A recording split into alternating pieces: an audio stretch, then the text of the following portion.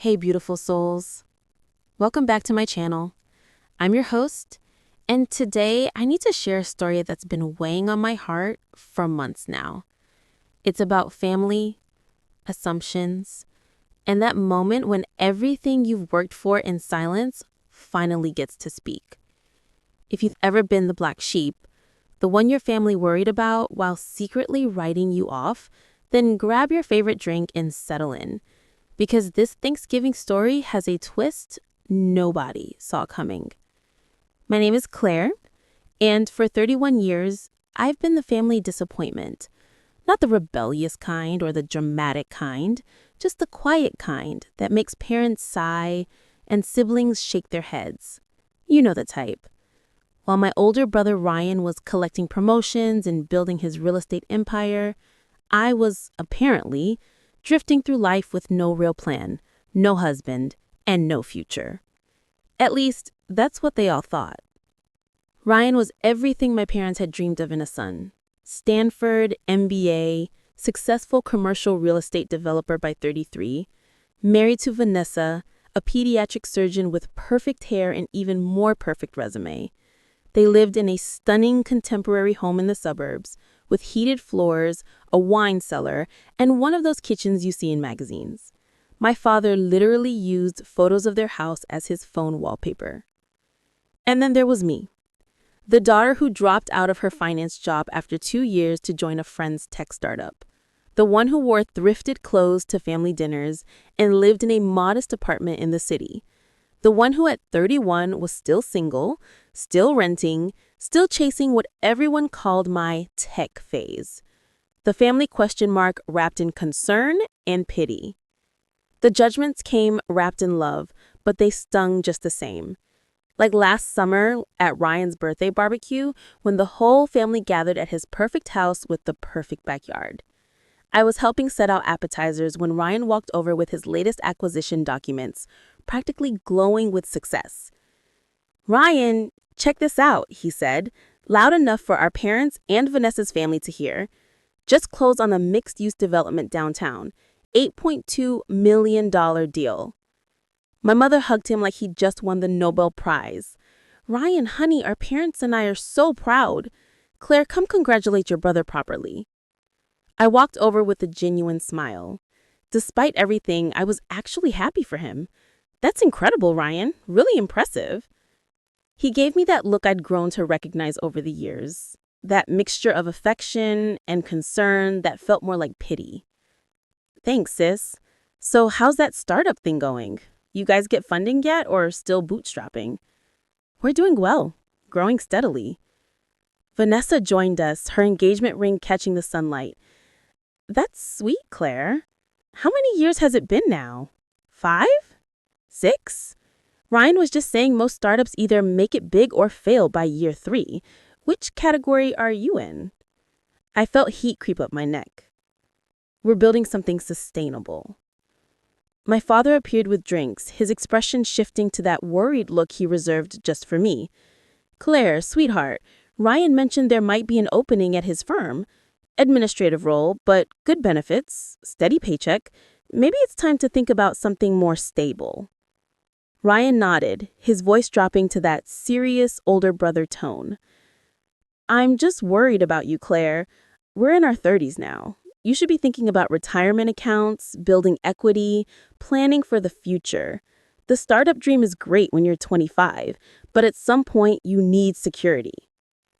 What they didn't know, what I couldn't tell them yet, was that my administrative role at the startup was actually Chief Operating Officer. That I'd been there since day one, the third employee, working alongside the founders to build something that was about to change everything. That my equity stake was worth more than Ryan's entire real estate portfolio. But I'd learned the hard way to protect my wins until they were absolutely certain. I'd watched too many deals fall through, too many valuations collapse overnight.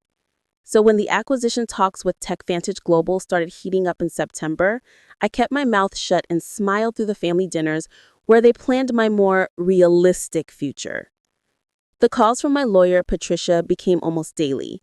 The emails from investment bankers filled my inbox with numbers that made my hands shake. But at family gatherings, I just nodded when they asked about my little tech job and changed the subject as quickly as possible. Little did they know that everything they believed about my life was about to be shattered. Because 5 days before Thanksgiving, I received a phone call that would change not just my financial situation, but the entire way my family saw me forever. It was a Monday afternoon when Patricia called with the final terms. I was in my apartment, the one my family thought all I could afford, staring at my laptop screen in complete disbelief. "Claire, it's done," Patricia said, and I could hear the smile in her voice. Streamlike Analytics has been acquired by TechVantage Global for $230 million. Your equity stake, after taxes and everything, comes to $12.3 million. $12.3 million for my tech phase. I read the confirmation email 5 times before it started to feel real. My equity, the shares I'd earned through 6 years of 100-hour weeks and sleeping on the office couch and missing every family event, was now worth more than I'd ever imagined possible. More than Ryan's developments, more than my parents' retirement accounts, more than everything they'd used as evidence of my failure. But instead of immediately calling my family to share the news, I found myself sitting in silence. Because I knew that the moment I told them, everything would shift.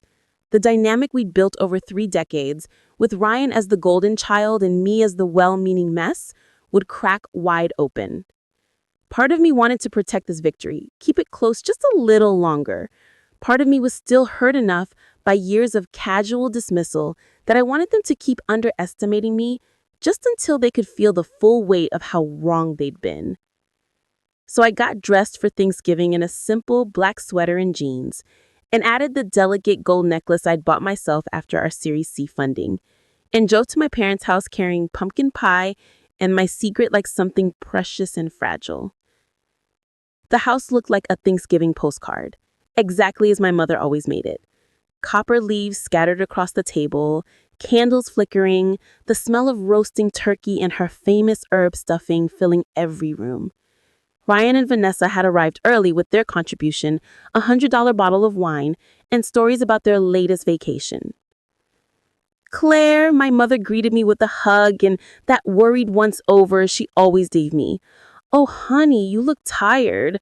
Are they working you too hard at that company? You know you could always take a break.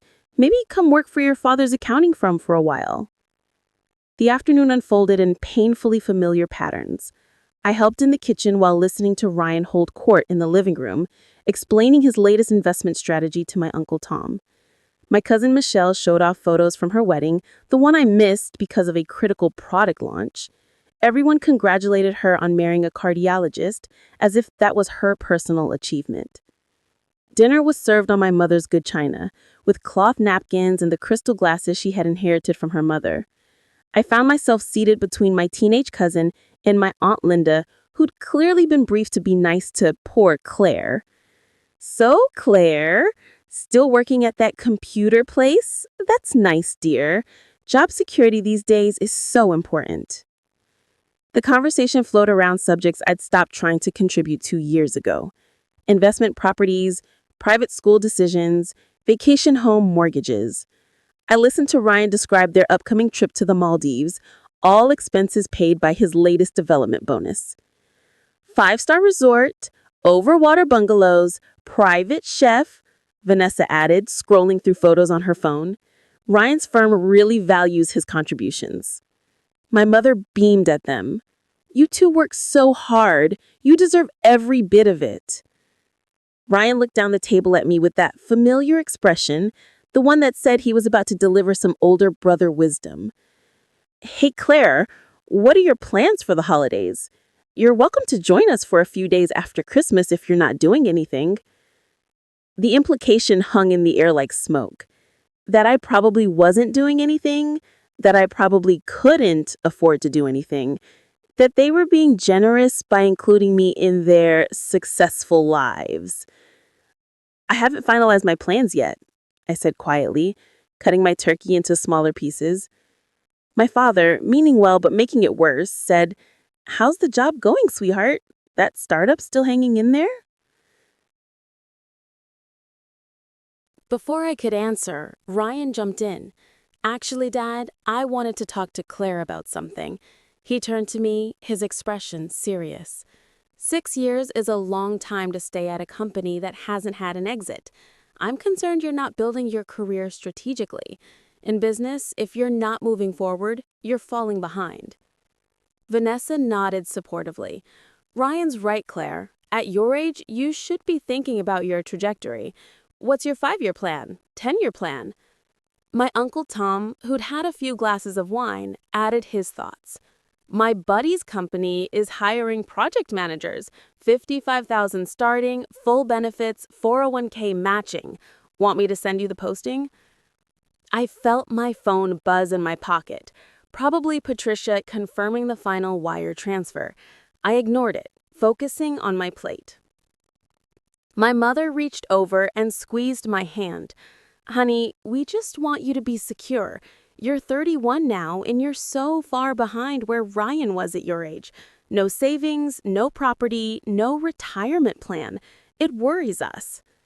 That's when Ryan delivered the line that would echo in my head for days afterward.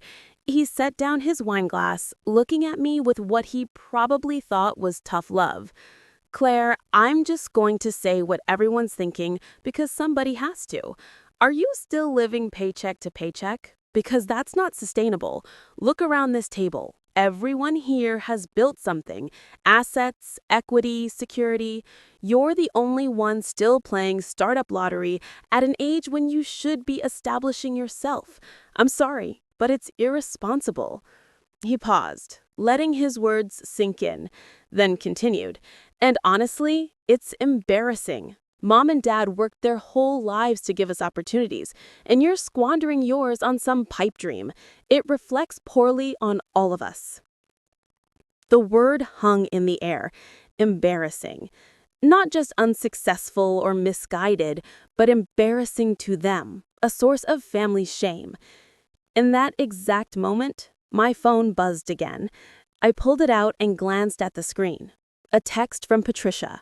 Wire transfer complete. 12.3 million confirmed in your accounts. Welcome to your new life. I looked up at my family, all of them watching me with expressions ranging from pity to concern to barely concealed judgment. Ryan had already started talking about something else. My mother was clearing plates, and everyone was ready to move past poor Claire and her disappointing choices. But what happened next made sure none of them would ever see me the same way again. I set down my napkin and stood up slowly. The conversations died down as everyone turned to look at me, probably expecting an emotional outburst or dramatic exit.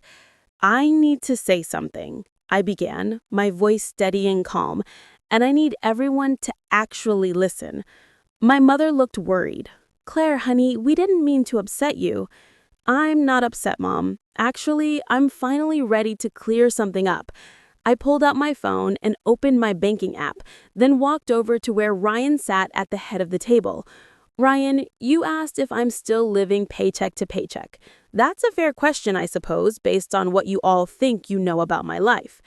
I placed my phone in front of him, screen facing up. The display showed clearly, total portfolio value, $12,347,891.67. Ryan stared at the screen, his face going blank with confusion. What is this? That's my current net worth. That's what my pipe dream startup was actually worth. The table went completely silent. You could hear the antique clock in the hallway, the soft crackle of candles, someone's fork dropping onto their plate. My father leaned forward, his reading glasses sliding down his nose. Claire, what are you talking about? I pulled out my phone and opened the acquisition agreement email, then placed it on the table where everyone could see. Streamlink Analytics, the company I've been building for 6 years, was acquired this week by TechVantage Global for $230 million. My equity stake as chief operating officer and third employee was worth $12.3 million after taxes. I watched the information process across their faces. Confusion, then disbelief, then slowly dawning shock. 12 million? Vanessa's voice came out as barely a whisper.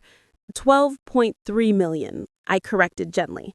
So to answer your question, Ryan, no, I'm not living paycheck to paycheck. I haven't been for quite some time. Those mysterious phone calls during family dinners, negotiations with investment banks, the thrifted clothes, personal choice, and good budgeting while my equity matured. The modest apartment? It's in a building I actually bought last year. I rent it to myself for tax purposes. Ryan's face had gone from its healthy tan to an alarming shade of pale. You said you were in marketing. I said I was helping build the company. You assumed I meant marketing. I looked around at my family's stunned faces. Streamlink developed AI-powered analytics software for healthcare systems.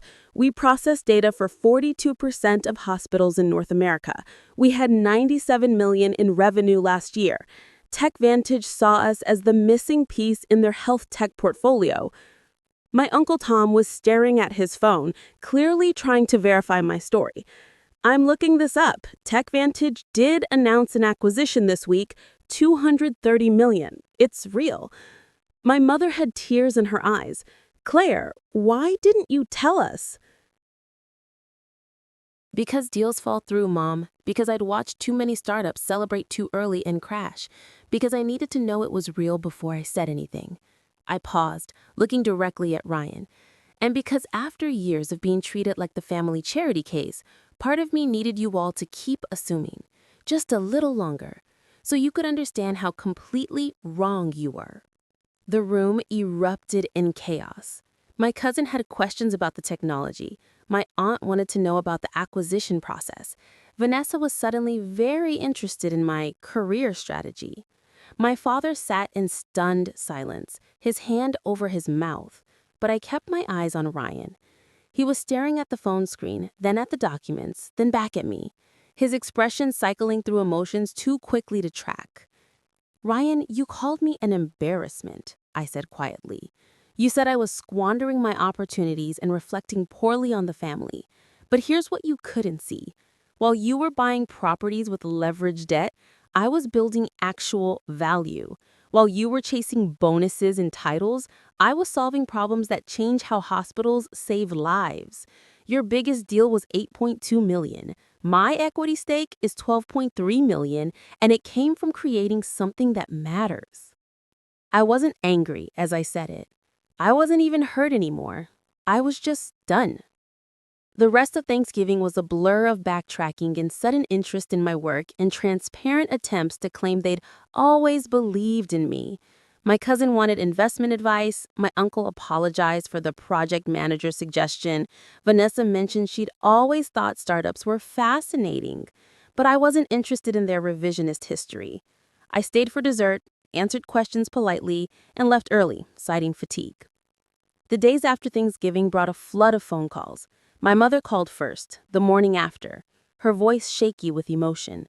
Claire, please, can we talk? Your father and I feel terrible about everything we said. We met for coffee at a quiet place near their house. Both my parents looked smaller somehow, like the revelation had physically diminished them. We were wrong, my father said simply. We were so locked into our idea of what success should look like that we completely missed what you were building. I'm sorry, sweetheart. We should have trusted you. Thank you for saying that. But you need to understand this isn't just about the money. It's about respect. It's about believing I'm capable of making good choices even when you don't understand them. My mother reached across the table. You're absolutely right. Can we start over? Can we try to build something better? We can try, I agreed. But it has to be based on who I actually am, not who you wish I was. Ryan took longer to reach out. When he finally called, 3 days after Thanksgiving, his voice was different, smaller, less certain. Claire, I need to apologize. What I said was completely out of line. I was a terrible brother. Thank you for saying that. There was a long silence. how did you know it would work? How did you have the courage to bet everything on it? I didn't bet everything. I was strategic. I took a salary cut, but not poverty wages. I kept my living expenses low, but not miserable. And I believed in what we were building. Not blind faith, Ryan. Educated conviction based on deep market knowledge. I thought I was helping, he said quietly. I thought I was being the responsible older brother trying to guide you towards stability. I know, but maybe consider that your path isn't the only valid one, that someone else might know things you don't, that different still means successful. I'd already made careful decisions about my wealth. 2.5 million went into diversified investments for long-term growth. I put $750,000 into an early-stage fund focused on female founders because I wanted to create more stories like mine. I bought a small but beautiful house in the city with a garden and space for a home office, and I kept 4 million liquid because real wealth means having options. But the most profound change wasn't financial, it was internal. For the first time in my adult life, I felt completely at peace, not because my family finally approved, but because I'd proven to myself that their approval had never been necessary. 3 months after that Thanksgiving, I left Streamlink and started consulting for early-stage startups, companies where the founders reminded me of myself at 25, full of conviction but lacking guidance. I called my practice Wildcard Ventures, and every client was someone who'd been told their idea would never work. My relationship with my family slowly rebuilt itself on new terms. My parents made genuine efforts to understand my world, asking thoughtful questions instead of offering unwanted advice. My father even invested in one of my client companies, not because he needed the returns, but because he was finally trying to see what I saw. Ryan and I found a different dynamic. It took honest conversations and real humility on both sides, but we learned to respect each other's different definitions of success. He introduced me to some investors interested in tech. I helped him think about sustainability in his developments. We stopped competing and started just being siblings. Last month, I took a trip I'd been dreaming about for years. 3 weeks in Japan, staying in traditional ryokans, eating at tiny restaurants, hiking through bamboo forests. I sent my family photos and meant it when I said I was happy, because I was. If you're watching this and you're the one your family doesn't quite understand, the one they misunderstand. Mi tío Tom estaba mirando su teléfono, claramente tratando de verificar mi historia. Estoy buscando esto. TechVantage sí anunció una adquisición esta semana. 230 millones. Es real. Mi madre tenía lágrimas en los ojos. Claire, ¿por qué no nos dijiste? Porque las transacciones fracasan, mamá. Porque había visto demasiadas startups celebrar demasiado pronto y colapsar. Porque necesitaba saber que era real antes de decir algo. Hice una pausa, mirando directamente a Ryan. Y porque después de años de ser tratada como el caso de caridad de la familia, parte de mí necesitaba que todos siguieran asumiendo. Solo un poco más, para que pudieran entender cuán completamente equivocados estaban. La habitación estalló en caos. Mi prima tenía preguntas sobre la tecnología. Mi tía quería saber sobre el proceso de adquisición. Vanessa estaba repentinamente muy interesada en mi estrategia de carrera. Mi padre se sentó en silencio atónito, su mano sobre la boca. Pero mantuve mis ojos en Ryan. Estaba mirando la pantalla del teléfono, luego los documentos, luego de vuelta a mí, su expresión pasando por emociones demasiado rápido para seguir. Ryan, me llamaste una vergüenza, dije en voz baja. Dijiste que estaba desperdiciando mis oportunidades y haciéndonos quedar mal a todos. Pero esto es lo que no pudiste ver. Mientras tú estabas comprando propiedades con deuda apalancada, yo estaba construyendo valor real. Mientras tú estabas persiguiendo bonos y títulos, yo estaba resolviendo problemas que cambiaron cómo los hospitales salvan vidas. Tu transacción más grande fue de 8.2 millones. Mi participación accionaria es de 12.3 millones y provino de crear algo que importa. No estaba enojada al decirlo, ni siquiera estaba herida ya, solo había terminado. El resto de Acción de Gracias fue un borrón de retracciones e interés repentino en mi trabajo y intentos transparentes de reclamar que siempre habían creído en mí.